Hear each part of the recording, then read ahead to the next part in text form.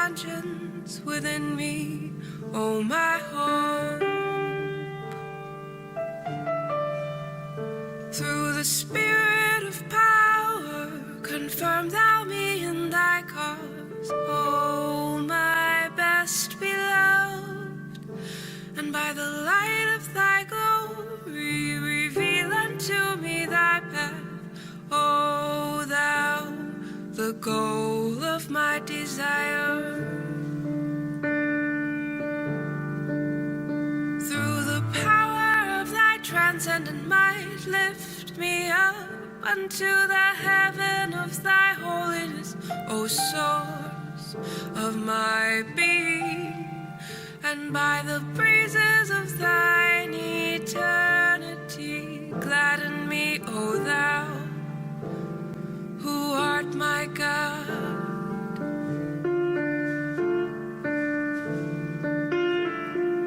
Let thine everlasting melodies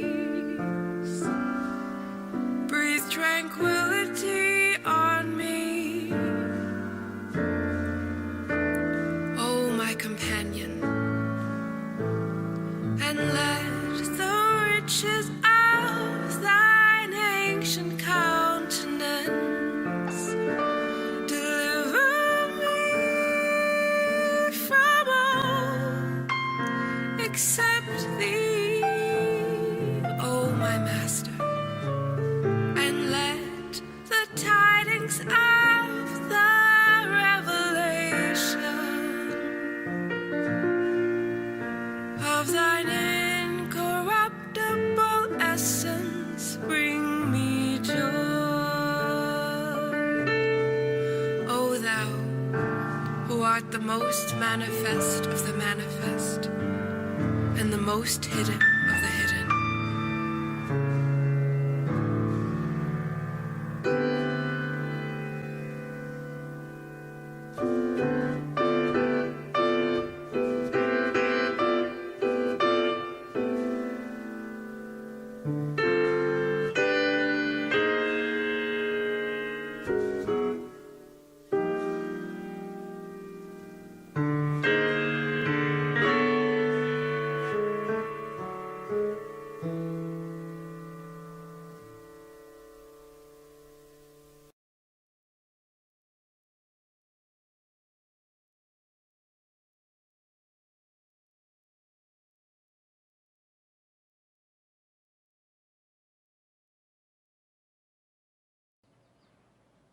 On dusty paths through the wilderness, Baha'u'llah sometimes moved about by carriage or riding a donkey. Though a prisoner until he died, the years of strict confinement were over. As Abdu'l-Baha said, if his light before the days in Akka was like a star, there it became like a mighty sun. Abdu'l-Baha at last succeeded in acquiring a worthy residence for his father, the beautiful Oriental Palace at Baji. This old photograph shows how it must have looked in those days. At this stoop, Baha'u'llah used to mount his donkey. It has been carefully preserved by Shoghi Effendi. About 1880, Baha'u'llah came to live here in what he called his lofty mansion.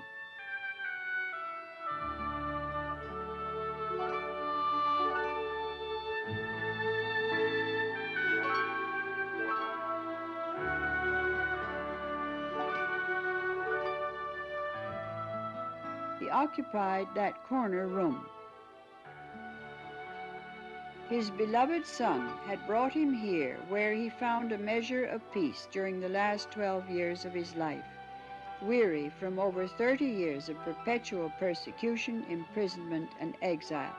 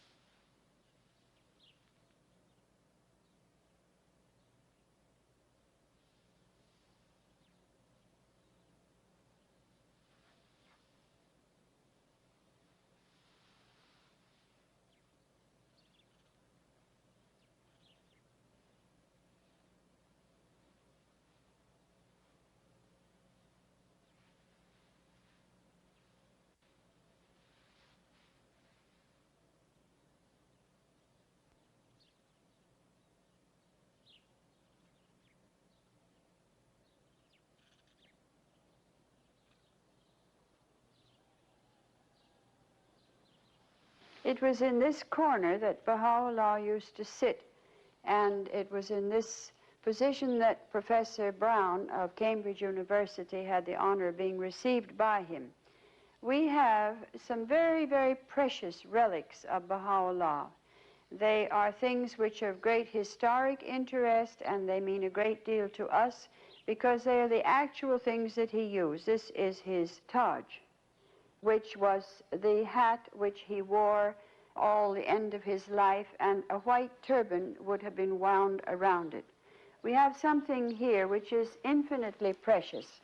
We have some of the locks of the hair of Baha'u'llah, which his daughter, the sister of Abdul-Baha, the greatest holy leaf, used to take hair by hair from his comb and make into locks that resembled the beauty and luxuriance of his hair. I personally think that this is one of the most touching things that we have the privilege of seeing in the Baha'i world, that we can actually see these gorgeous, sort of living, wonderful hair of Baha'u'llah. We have another thing here which is infinitely precious, and that is a string of his prayer beads. And he, of course, he used many, many prayer beads. And this is one which was given to Miss Martha Root by an old Baha'i in Persia, and Martha Root gave it to my mother, and my mother gave it to me. It's an infinitely precious thing for anybody to be privileged to see. Of course, eventually it will go into some archives. Then we have here the socks of Baha'u'llah. You can see how small his feet were. He was very short in stature. We have the arakchin, which he wore at night. We have one of his shirts. As you can see, it is made of hand-woven cloth. We must remember that this is almost 100 years ago that things like this were in use. Here we have one of the abbas of Baha'u'llah, made of camel hair, woven on the hand looms of Persia. And here we have something which is of infinite significance and importance, and that is the hidden words, some of the original hidden words in the handwriting of Baha'u'llah himself. He had very, very beautiful penmanship, and it is infinitely precious to think that these wonderful words of wisdom, we are able to see how they were written by his hand in the original. Then we have the fur coat that was used by Baha'u'llah.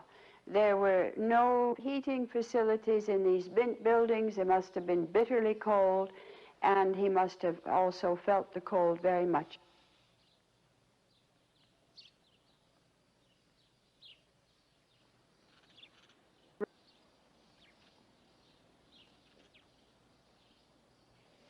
It was in this room that Baha'u'llah passed away on May the 29th, 1892.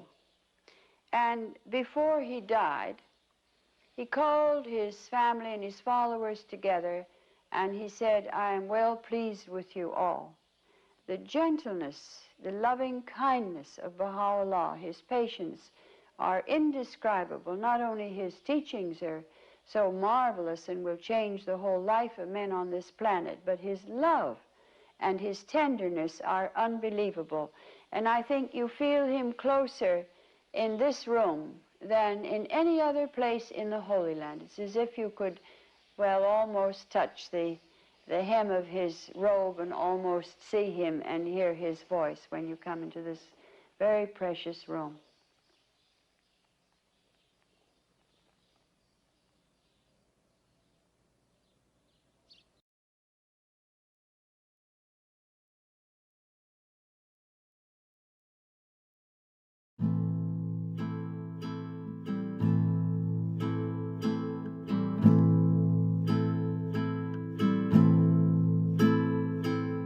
يا أهل الأرض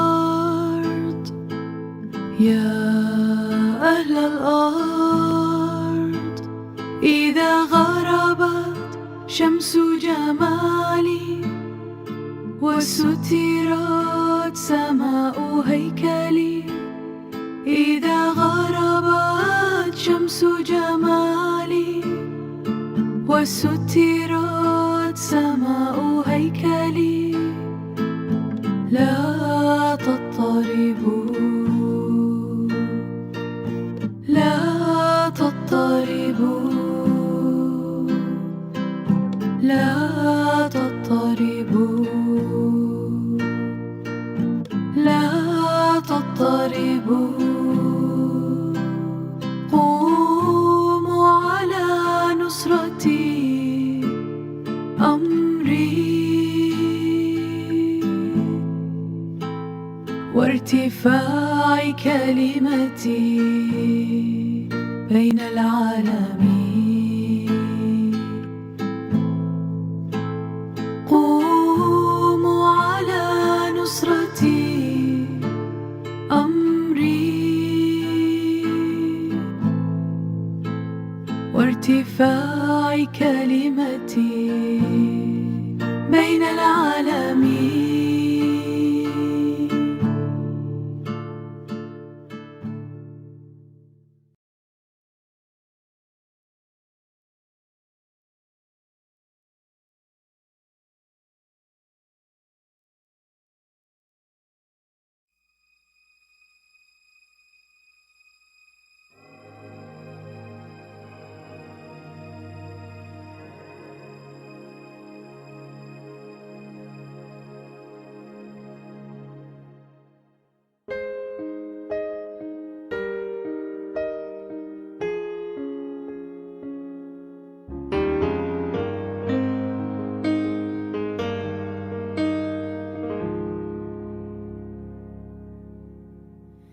I have breathed within me a breath of my own spirit, that thou mayest be my lover.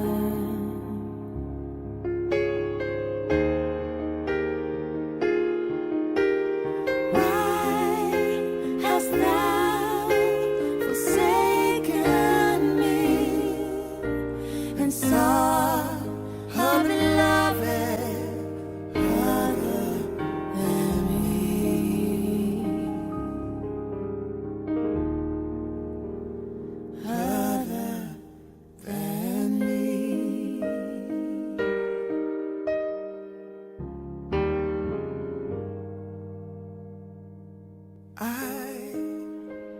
have breathed within thee a breath of my own spirit, that thou mayest be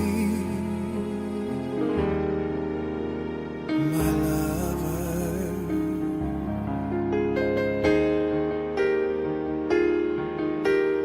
Why hast thou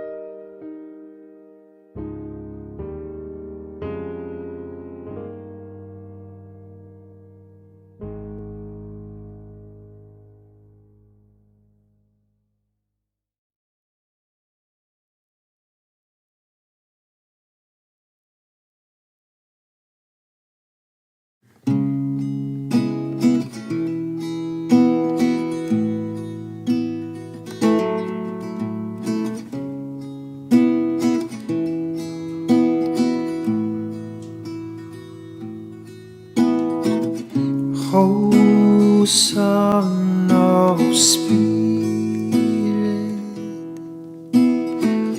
my first counsel is this: possess a pure and kindly and radiant heart, that thine may be a sovereignty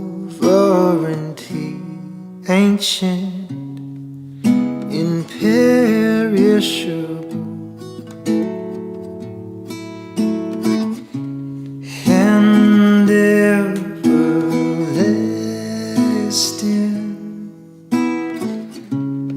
and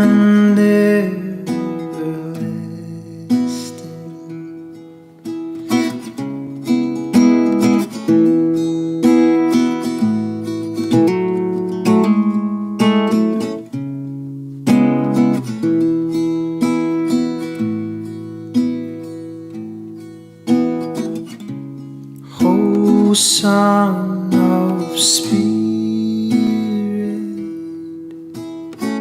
my first counsel is this: possess a pure and kindly and radiant heart,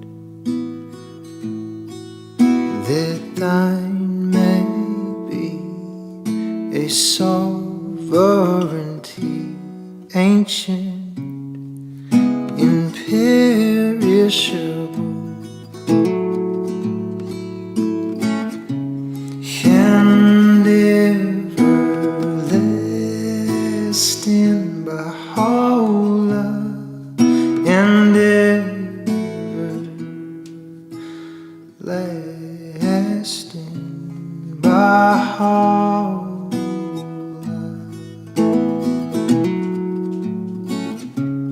Baha'u'llah, Baha'u'llah,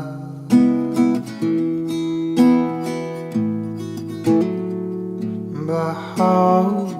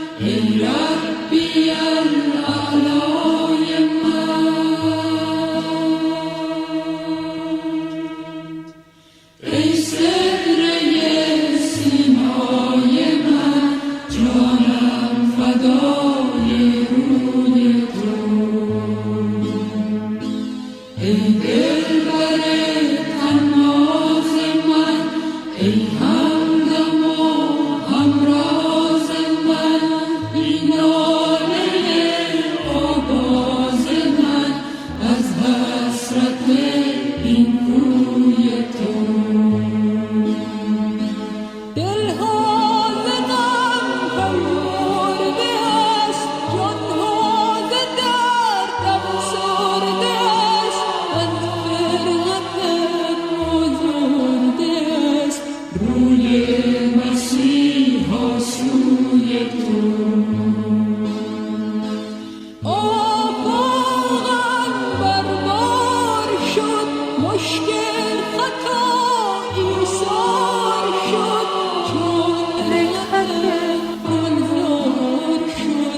یک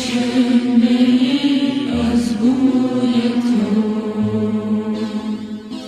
ما را ز غم دلریش بین بیگانه از هر خویش بین بنگر اسیر خویش بین در حلقه گیسوی تو گرچه پریشان